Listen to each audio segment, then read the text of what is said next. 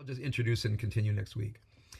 In this sense of humanizing the Bible down in vernacular terms, I love to do that, as you know. And the story of Abraham and God, I try to take this, making God into some august, recondite, um, omniscient figure who always has a secret plan. God has mysteries, and so, but the Akedah, I just like to bring it down to, like, let me just read the text. I mean, whoever ordered that man to kill his son, that's a cruel person. Let's just say that right out. But God has his reason. We don't know the divine plan. And I say, I don't care what the divine plan is. You don't tell people to kill their children, right?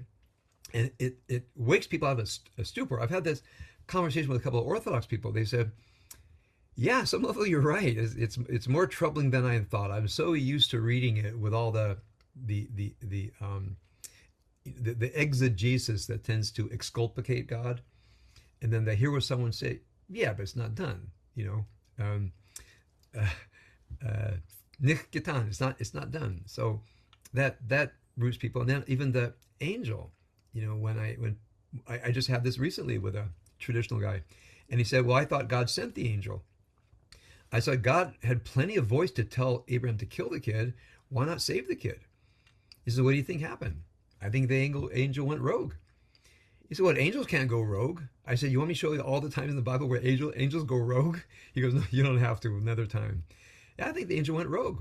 I think, the idea that this particular angel sees what God is doing and said, okay, you've gone far enough. You've gone far, look, I know you're too stubborn to admit it, so I'm going to go down there and fix it, and you got to knock this off. This is one of the, angels on God's metaphoric shoulder, as it were.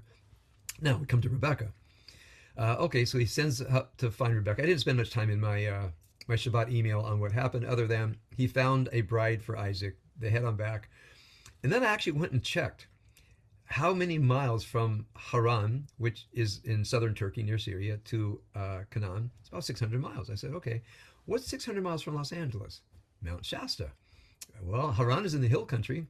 So in my Shabbat email, I said, how long from, they had a long donkey ride around Mount Shasta to Los Angeles. That just made it so real for me, riding a donkey from, and then she says, so what's up with this family? We've heard rumors. And then, what happens in Canaan stays in Canaan. We'll tell you when we get there. And so they're in Canaan, and they see Mount Moriah where it happened off in the distance. She says, oh, okay, that's where it is. Tell me what happened. So he tells her the story, and Rebekah says, God did what?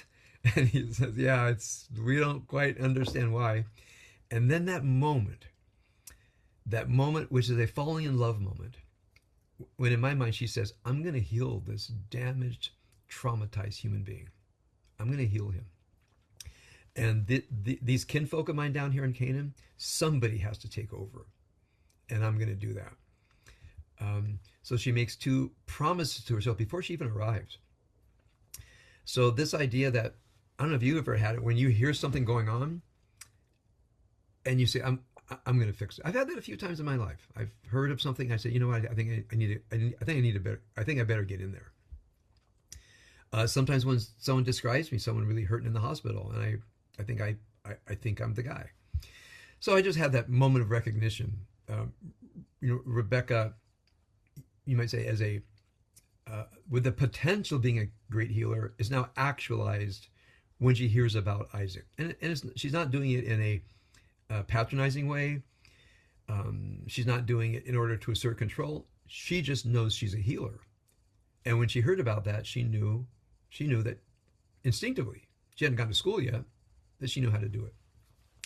Now, my other fun with this is there is a tradition of the Beit Midrash of Shem Ve'ever that the rabbis made up. It's a few places in the Talmud. Where did Isaac go after the Akedah? Abraham went, he went to study at the Beit Midrash of Shem Ve'ever, the study hall of Shem Ve'ever. Abraham studied there. You see this in Genesis 14. So it just pops up maybe about 5 times in all of rabbinic literature. But it's so fascinating for me that the rabbis of the Talmud said there's a pre-existing, non-Jewish yeshiva with no halacha, no Jewish law, found by the son of Noah. and his, I think, grandson Ever, the founder of the Hebrews. And what did they teach? They taught kind of non-denominational spiritual psychology. They taught wisdom. I'm seeing them through my eyes now. What would I offer? What would all of us, if we got together and created a wisdom institute in ancient Canaan, said anybody can come, we don't care about if you're a Canaanite or a Moabite or a Jebusite or an Israelite, just come, register and follow the rules. So in my playfulness, I thought she's going to take classes in counseling, psychology, because they have a psych department, and classes in spiritual leadership, because she has to get this tribe back together. Okay, so then I'm now delivering on my long-time promise to offer the Midrash of Rebekah. Many of you have heard me say this for years, because the fact that she was able to take her time with Esau, when Jacob connived to get the blessing, at her behest and God's behest, essentially. Esau's words were, I'm going to kill him. Rebekah's the mother of both of them. She has favored Jacob for many reasons. And now her beloved son is gone, turns out for 20 years. And she's there with the less beloved son. And the same Rebekah, this is my Midrash, who said, I'm going to take care of this Isaac. She says, I'm going to take care of this Esau. And at some point, love is a decision. You look at somebody and say, and you see their soul in a way maybe you haven't seen before, and you both love them and decide to love them. And she says, and I'm going to heal this boy. I'm the only one that can. No one can take the murderous rage in this boy and move it to something better but I, and therefore I'm obligated. So I'll talk about it more next time, but she actually took parenting the soul of the child as the Beit Midrash of Shem Va'ever, and then got on the faculty. Maybe she even became the senior scholar of the Beit Midrash of Shem Va'ever. So I'll develop the idea more next time. I was going to do a little more this time. So then I thought, well, what are some of the essentials in treating trauma? Because we're going to assume almost being murdered by your father with a knife this close from your neck is traumatizing. Maybe it's not for some people, but it probably is. So our first glance diagnosis of Isaac, he's traumatized, and she thinks that. In my Midrash on Rebekah, I want to create a body of knowledge that can be applied to your life to make things better. That's my shortest definition for wisdom. A body of knowledge that can be applied to your life to make things better. So she wants to be a counselor. So now I'm imagining what she's taught. Now, meaning, how would I teach it? So I in my email, I started out with an existentialist approach to counseling. I saw this first in the work of Roberto Assagioli. He was, part of this enlightened group of psychoanalysts in the 1920s, where they broke with Freud because he had a method that you show up to my office, you lie down in a certain way, we start on your mother issues. And I've counseled many people for whom traditional therapy did not work. And here's how bad it got. Not just this couple. I've had dozens of couples where they get into a fight and she says to him, you need to work out your father issues. Well, you can just imagine how delighted he was to hear that, and that's what he just went straight and did, not. And then he says to you, well, look at your mother issues everywhere. So I thought to myself, it's already bad. You guys just took it to a whole other dimension of bad. And so I just give these. So number one, you don't psychologize a spouse unless they ask, and even then tread tenderly. And secondly, you have no idea whether what they're dealing with is a father issue or a mother issue or any issue. You just don't know. But when someone put it in your head, all bad behavior is a mother issue or a father issue, I just want you to think. Let's say you're looking for gold, and the gold's over in them Dar hills. But when someone says the only places gold is this mine shaft, meaning your well-being, but you don't find it. Someone says, just dig deeper. It's there. You're going to find it in mother, father. You just keep digging. And other people say, yeah, but we discovered gold over here, and it's not that hard of a dig, and it's really making us spiritually well. No, no, no, no. It's in that mine shaft. I'm not saying that that approach is not the gold for some people. But I've heard many therapists start with, this is the only mine shaft. This is the only way you can find the gold. And I think it's the exactly wrong advice for many people. So I think by nature, because I didn't go to a professional psychological school, I had a class in basic diagnostics and counseling in rabbinical school, and then the rest is self-educated. And so one thing I say to people, don't assume you know anything about your suffering until we get into it. And we're not going to start with a school of thought. It's called essentialism, that people are essentially one way or another. So the foil of essentialism is existentialism, which on the extreme side says there's no essence to anything. I disagree with that. But we move away from assuming we know the essence of something, especially an essence that can be articulated in a non-poetic, non-metaphoric way. Now, why am I saying this? Because when I began to first study Kabbalah, and I said it's true, I didn't mean that in a dogmatic, essentialist way. What I meant was, it's the best poem on reality that I've ever read. Now, I'm not saying there aren't other poems, but when I read this metaphoric treatment of the Sfirot and the infinite and the brokenness and looked at myself, studying Kabbalah when I was an undergraduate in college, it was an act of really profound, I wouldn't say self-discovery, because I didn't read Kabbalah in order to discover myself. As I went to the book, and as it were, the teaching said, you've arrived. We've been waiting for you. And it, in a way, it opened the door, and there I was. So it had such a transformative effect. And when I would talk about it, people say, so you really believe there are 10 Sfirot? I said, I believe there's a poem about the 10 Sfirot. That is the deepest poem I've ever read. I apply it to my life, and it produces wonders. So is it real? Well, from a William James pragmatic perspective, is real enough to the point that it works. It might be because it's the best poem fitted for me and not fit for someone else. I've had that many times where people will say, what are you up to? I share, they go, I'm not into that. I say, okay. So I hope you find something you're into. So the existential, in my mind, the existential approach to all counseling, now I'm being a little bit dogmatic here, I understand that, and therefore to trauma is, I don't know what's happening.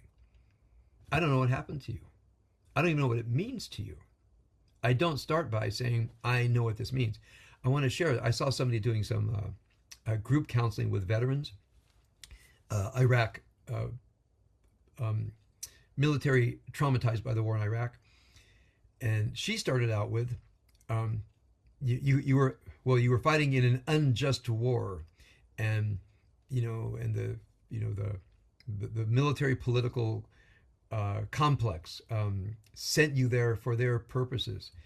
And I looked at the guys, and they looked at her confused. One guy said, I was proud to serve. We saved those people from a genocidal maniac. What are you talking about? And she was stunned because she was a peacenik from the 60s. And she thought, well, everybody sent to war has been sacrificed by their country. They go, no, I volunteered. I volunteered to be in the military, and I wanted to go to war. And she was kind of shamed into silence. And I'm glad I was watching. I was not permitted to intervene, but after I talked to the guys, I said, yeah, so I don't think your trauma has to do that you were sent into an unjust war. I think you thought that as an act of duty and valor. They said, yeah. I said, do you have any sense of what it was? And we talked a little bit. I didn't continue with them. They were in another institute.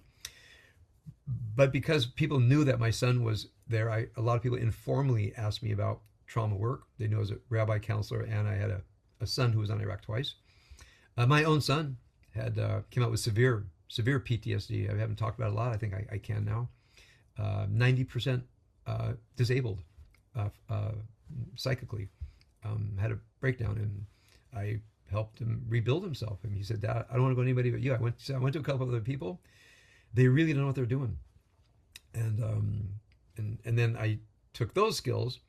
He was there. He was in the Marines from 2000 to 2005, and did 2 combat tours in Iraq. I use that for my counseling at the rehab center, where I had a group of alcoholics that I 12-step program, and some of them had trauma, and I read up, I studied on it. Again, existentially, meaning I want to read widely, see what the toolkit is. I felt qualified, and then bring which tool seemed right for this person. You don't bring a hammer when you're fixing a window. You don't bring a hammer when you need to screw in a bolt. So you got to know who's this person, what's the issue, and what exact tool they need. So from my perspective, what Rebekah learned to do is learn the tools of working with other people, but knowing that you don't know what tool to use until you get there. So that's the first part of existentialist counseling from my perspective. Just the first. I have many more things to say in subsequent weeks. And the second thing is, be ready. That when you understand that the only way to be present to a mystery of another person is with your own mystery, meaning you have to exit from your habituated self to the mystery of their being.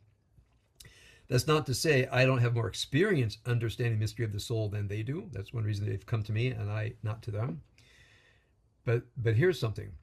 Sometimes you'll learn something about the world of someone's souls that you realize is not just located to them. I've had counseling experience when I say, so tell me what's happening. We unfold, a traumatized person, and they unfold a world to me that I was so horrified I didn't know could possibly exist in the inner life of a human being. I didn't know it could exist. And it shook me. It shook my understanding of reality. I mean, even my understanding of myself. And so I had to, just be the leader and ask all the questions I could to understand what it feels like to be abducted into that world and how you can extricate yourself.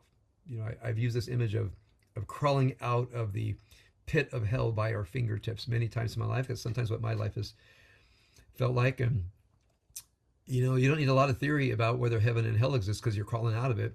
And you just better learn how to climb by your fingertips. And then when you get to the top, you can ask all the theoretical questions you want. But when you're fingertipping and toe holding your way out of hell, all you want to think about is is getting purchase on the side of the cliff, the shaft, and worry about where your toe holds and get yourself out of there. If it takes 10 years, it takes 10 years. But you don't let go and you don't stop climbing. So that's one thing I also want to say about anybody who works with trauma. You don't stay untraumatized. If you are going to really go into the trauma of another person, it's going to leak. I mean, you become porous. You're I think an empath. Now, so I know that an empath, meaning for me to actually help people, even when I'm teaching here, I have to open up and reach into deeper truths, and in order to do that for other people. So that's another thing, is that one has to be willing, strong enough to absorb it and work it through, but willing to be touched by it, to grieve, to be so deeply duty bound to help heal their heart. So that's the beginning of the Engstler psychology. And then I added a couple lines of my Shabbat thought where everybody knew that Isaac was traumatized, but nobody knew from what. And I threw in, what about this blindness? Has anybody noticed that he's becoming blind? I thought about Woody Allen's movie, Crimes and Misdemeanors, about the rabbi slowly going blind. I looked that back up. It's a great story. And then I imagine Rebekah thinking, okay, let's do origin theory of trauma. So here's the first person she talks to. She talks to God. And she goes to the oracle at the Beit Midrash Hashem and Ever, and she conjures up God, and she says, I want you to tell me what happened between you and my husband and my father-in-law. And then I ended it with saying, luckily the world was young then, which means you could still talk to God and get God saying, Yeah, here's what happened from my perspective. But just I got great delight in a kind of an Albert Hofstickler way. She goes to Austin and knocks on God's door and says, "We need a cup of coffee." And they go down and say, "You want a cigarette? Can I light it for you? You got to tell me about what happened between you and my husband and my father-in-law, because I got some work to do and I need your perspective." So as I was conjuring up this Devar Torah, and I knew I had a choice of a poem to read tonight, I looked up the Alfred Hufstikler, and they just kind of became the same teaching. They just kind of merged into each other. So I'm on a mission, and my mission is to write the long discussed, never executed Midrash of Rebekah. I think the first time I mentioned it was 97. And I'm always in the background. How do you heal Esav? How do you heal Yitzchak? So for me, it was like a nice metaphor, but now I'm going to actually figure out, with everything that I know, if I could set up the Beit Midrash of Shem Ve'ever, and somebody like Rebekah showed up, what curriculum do I have for her to eventually turn her into a prophetess? To eventually we're going to go beyond the virtue and the rationale and the reasoning and the inner regulation and counseling method to the spiritual psychology of a prophetess in making. So I think of this, very extensive, focused curriculum that I want. So I've got a lot of pleasure out of thinking about that, and this is being transcribed and AI summarized. So I hope that the many things in my calendar to do, including getting our website repaired and getting all the wisdom works back up, is spending time on writing the Midrash of Rebekah, which starts with how do you heal another person, and by extension, how do you heal God? All right, that's my my teaching for today.